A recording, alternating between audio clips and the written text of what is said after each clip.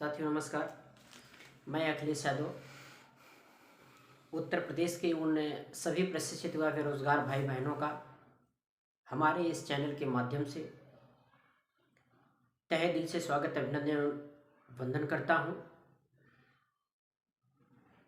अध्यापक पात्रता परीक्षा 2019-20 व 2021 में बैठने वाले सभी भाई बहनों का बहुत बहुत आभार व्यक्त करते हुए आप लोगों से गुजारिश भी है और निवेदन भी है कि 2019-20 में भी आपने देखा कि हमारे अनवरत संघर्ष के परिणाम स्वरूप,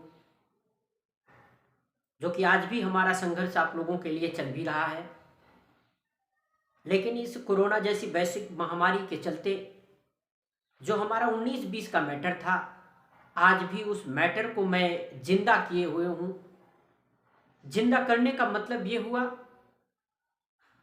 कि आज भी वह मैटर चल रहा है, जबकि कुछ भाई बहन बराबर ये फोन करके कहा करते हैं कि भैया क्या कुछ होगा कि नहीं होगा। तो सबसे पहले मैं उन सभी भाई बहनों को पूरी तरह से आश्वस्त कर देना चाहता हूं कि अगर अखिलेश यादव आप लोगों के साथ खड़ा है तो आप लोगों को न्याय दिला करके रहेगा। हाँ, हो सकता है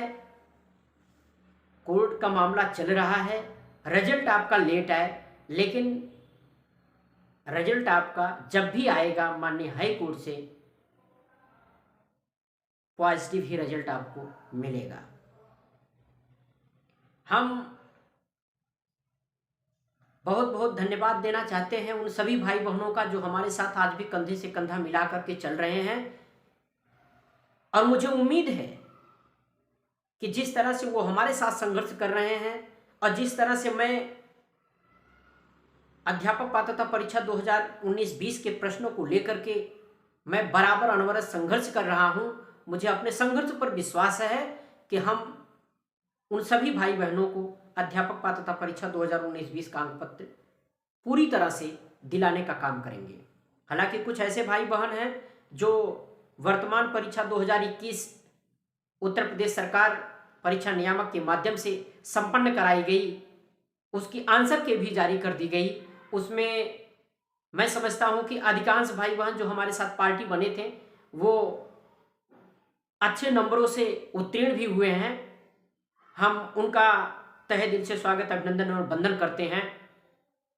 उत्तीर्ण होने के बाद भी कुछ भाई बहन फोन करके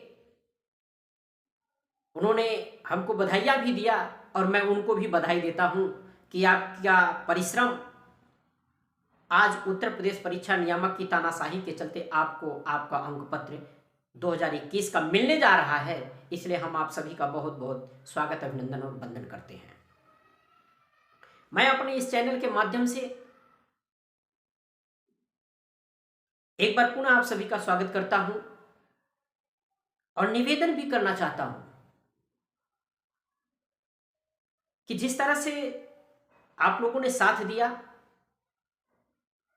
आने वाला समय आपका है, आपका भविष्य उज्जवल है। मैं इस चैनल के माध्यम से आज काफी दिनों बाद आप लोगों के बीच में इस वीडियो के माध्यम से पहुंच रहा हूं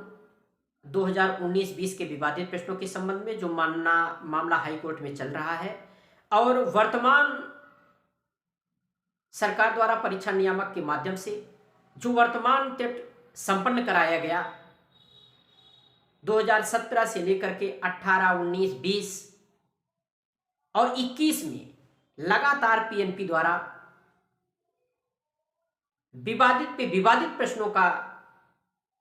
प्रश्न बना करके उत्तर प्रदेश की उन सभी प्रशिक्षित व बेरोजगार भाई बहनों को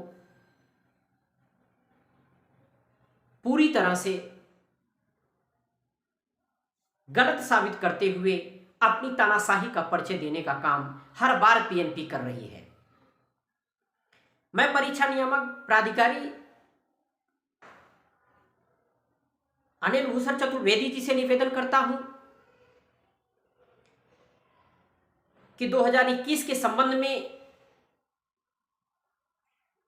मैं समझता हूं कि लगभग 15 से 20 हजार आपत्तियां भिन्न भिन्न प्रश्नों पर डाली गई होंगी, पांचों सब्जेक्ट को लेकर के। और मैं ईश्वर से भी प्रार्थना करता हूं कि भगवान उनको सद्बुद्धि दें और जितने भी प्रश्न विवादित हमारे द्वारा या हमारी टीम द्वारा या उत्तर प्रदेश अध्यापक पात्रता परीक्षा में बैठने वाले सभी प्रशिक्षित युवा बेरोजगार भाई बहनों के द्वारा जो आपत्तियां डाली जा रही हैं, आप उन आपत्तियों को ध्यान में रखते हुए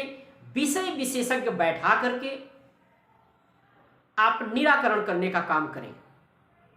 जिससे ज्यादा से ज्यादा भाई बहन पास हों, उनके भी हाथ में एक अध्यापक पात्रता का जो सर्टिफिकेट होता है वो सर्टिफिकेट मिले। हम पुनः इस वीडियो के माध्यम से यह कहना चाहते हैं और बताना भी चाहते हैं परीक्षा नियामक प्राधिकारी को कि आपने 2017 के उन विवादित प्रश्नों को 2021 की परीक्षा में डाल करके एक बार नया आपने विवाद खड़ा करने का काम किया है, जो पूरी तरह से यह आपके तानाशाही का परिचय देता है। उन विवादित प्रश्नों के संबंध में मैं बताना चाहता हूं इस वीडियो के माध्यम से परीक्षा नियामक प्राधिकारी अनिल भूषण चतुर्वेदी जी को कि मनोविज्ञान का जो पार्ट था उसमें बुकलेट हमारी डी है, जिसमें अधिगम हेतु निम्न में क्या सर्वाधिक आवश्यक है। मित्रों, मैं बताना चाहता हूं कि हमने जब अलका गुप्ता और प्रोफेसर सरस्वती की बुक हमने जब पढ़ा, मालती सारस्वत जी की बुक जब हमने देखा और पढ़ा, तो उसमें रुचि, अभिप्रेरणा और परिपक्वता, ये तीन के तीन ऑप्शन सही हो रहे हैं। ये पूरी तरह से पीएनपी ने विवादित प्रश्न को डाल करके एक नया विवाद खड़ा करने का काम किया है। वहीं अगर हम देखें तो शैशव काल का समय बुकलेट डी का ये 10वां क्वेश्चन है, जिसमें जन्म से 2 वर्ष तक, शैशव काल का मतलब होता है कि अर्ली चाइल्डहुड, एक होता है शैशवावस्था और एक होता है शैशव काल। शैशव काल जो होता है वो शैशव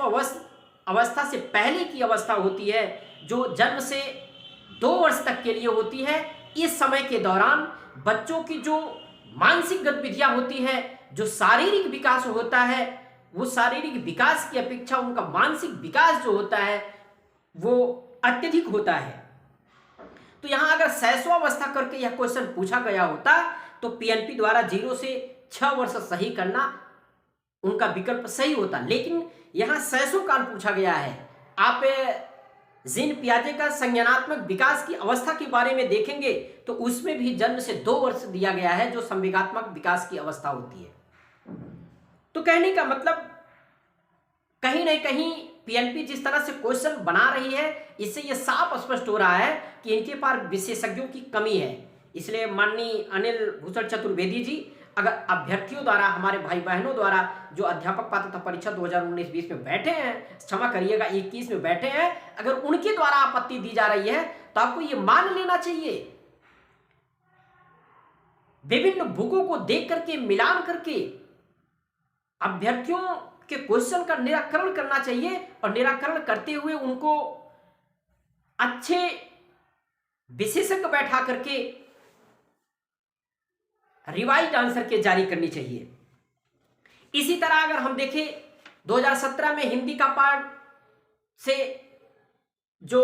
आंख किरकिरी होना पूछा गया था, यह क्वेश्चन जिस पर 2017 में माननीय इलाहाबाद हाई कोर्ट और माननीय लखनऊ खंडपीठ ने संयुक्त रूप से आदेश पारित किया था और उसमें सभी को स्टार मार्क देने का काम किया है। इसी तरह चाहे हम जुगाड़ वाले प्रश्न पर बात करें, ये जितने भी क्वेश्चन दिए गए हैं, ये सारे के सारे क्वेश्चन 2017 के उन विवादित प्रश्नों को ला करके पीएनपी ने 2021 में डालने का काम किया है, जो एक नए मुद्दे को जन्म दिया है। इसलिए इस वीडियो के माध्यम से मैं पुनः उन सभी साथियों से निवेदन करना चाहता हूं कि आप सबसे पहला काम है आपका कि जो विवादित प्रश्न है, जो 1, 2, 3 नंबर से फेल हो रहे हैं, वो आप आपत्ति डालें। अभी आपत्ति